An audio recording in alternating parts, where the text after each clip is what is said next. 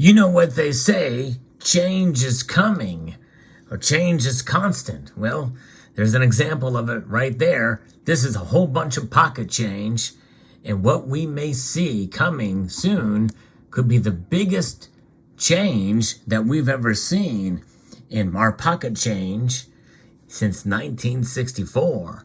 Let's explore.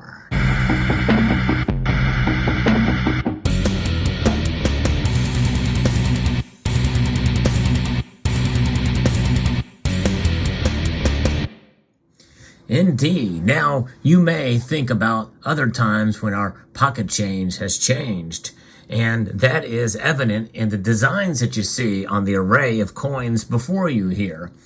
Most notably, the actual pictures on the coins, different images, different programs that the United States Mint has done, mandated by Congress, such as the State Quarters Program, the America the Beautiful Quarters Program, and the American Women's Quarters Programs. All of that occurring because of what Congress has mandated that the United States Mint does. Because the United States Mint is limited, unlike other mints, to be able to do things, especially with regards to circulating coinage, but it also includes commemorative coins and other areas as well. There's great constraints on the mint. They only have a little bit of leeway here and there as to what they can do. In fact, I reported on a story very similar to this that happened a couple of years ago from Coin World that talked about legislation that was introduced in the House of Representatives that never made its way over to the Senate because of the pandemic that would give the mint leeway to make changes in the composition of our coinage. And what does that mean by composition? That means the metallic content of these coins. Most of us know that it takes a lot more money than they're worth to mint these coins. I'll get into it from an article here from money.com that illustrates a little bit of this. It's a very well done article on this that gives us an idea of some of the latest numbers and what has just been done and introduced in the Senate to help get that bill in the House and to come together to send something to the president's desk to sign to have the composition of these metals changed. There's only been a few times in U.S. history when the composition of metals have changed for our circulating coinage, and I'll talk about those in a moment because it's a pretty big deal, especially back in 1964. But the cost of making coins has gone through the roof as of late. And the United States Mint wants to use cheaper metal composition for nickels, dimes, and quarters to address the problem. Making a nickel costs more than double what it's worth. As of last year, every nickel cost 10.4 cents to make, up 40.2% from 7.4 cents to make in 2020, according to a biennial mint report that was been recently published. Dimes and quarters are worth more than they cost, but the margins for both have shrunk significantly over the past 2 years. The cost to make a dime increased from 3.7 cents in 2020 to 5 cents in 2022, which is almost a 35% increase. Meanwhile, the cost to make a quarter went from 8.6 cents to 11.1 cents, which is a 28.7% increase. And so when you take into account those numbers, you have to realize that that is just the cost to make them. That does not necessarily mean that's what the metals are worth inside of them. For instance, as of the recording of this video, a Lincoln cent that was minted after 1982 has 0.006 cents worth of metal in it. A dime has just 2 cents worth of metal in it. A quarter has a nickel's worth of metal in it, or just over a nickel. And a $50 has about 11 cents worth of metal in it. So that gives you an idea of kind of where we are at in terms of the cost for these coins as far as the metal value. But I digress. The Mint's report proposes that the agency switch to producing nickels, dimes, and quarters with a different composition of metals in order to save money. And they didn't say anything necessarily about $50 because they don't generally circulate. They are what is known as not intended for circulation. However, NIFC does not mean that half dollars aren't sent to the to banks. In fact, they've been doing that the last 2 years, believe it or not. They sent half dollars to banks. I think part of that was because of the so-called coin shortage that was very well publicized on this channel, and others have talked about what happened during the pandemic and supply chains and the like. But despite their name, nickels haven't been solely made of nickel in decades. They've not been made out of this nickel for quite a while. Nickels and dimes and quarters are coated with a nickel-copper mixture, and that's really incorrect. They're clad with a nickel coated. But nickels, though, have a 75-25 ratio. 75% copper for nickels, 25% nickel. And so what happens is all the other coins, the clad coins, by using more copper and less nickel, an 80-20 ratio instead of 75-25, the mint says it can bring costs down. Based on 2022 volumes, the mint estimates that savings would add up to about $12 million, but some say it could go as high as $50 million savings.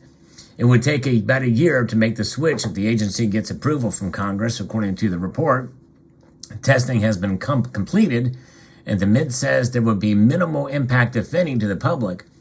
Coins made with an 80-20 composition would still work at vending machines, for instance. Beyond the nickel-copper composition change, the mint is also conducting research on other alternative metal options that could make it cheaper to produce coins. For example, it's testing the possibility of a copper-plated steel penny. But so far, it looks like that option would be more expensive than the current penny, which cost 2.7 cents to make in 2022. But a bipartisan bill released recently would give the mint authority to switch to using cheaper metal contents for making coins. It's sponsored by Senator Margaret Hassan from New Hampshire and Senator Joni Ernst from Iowa. And the bill is a renewed attempt to give the mint this authority after a previous version stalled out in the Senate despite being passed in the House with overwhelming bipartisan support in December of 2020. Ernest told CNBC it makes no sense how much it costs to make coins, especially dimes. Only Washington could lose money making money, she said. That's for sure. And then CNBC piece kind of talks a little bit about this, about what happens here. Today, Washington's pandemic-era spending spree is over. In its place is a new Republican House majority with a focus on slashing federal red tape and cutting government spending, all of which could be good news for Hassan and Ernst mint bill. This bill will save millions of dollars per year by modifying the composition of nickels, dimes, and quarters with less expensive metals. Now, they didn't say half dollars, and as I mentioned earlier, likely they may maintain their clad composition. But Hassan wrote in an email to CNBC that she urges my colleagues on both sides of the aisle to support our bipartisan bill. As party leaders in the House and Senate work to line up legislation that can pass with bipartisan support as part of the eventual debt ceiling and budget package later this year, proposals like this one from Ernst and Hassan may gain more momentum than usual, which means these changes could come sooner than you might expect. It still would be about a year after the passage of the bill, but still, by 2025, we very well could see new compositions for all the circulating coins. This common sense bipartisan effort will modify the composition of certain coins to reduce costs while allowing for a seamless transition into circulation. A penny saved is a penny not borrowed. This is what Ernst said. So that's pretty interesting indeed. So we'll see how it plays out. Now, from the report that I gave earlier from Coin World, there was a couple of different standards that they could use.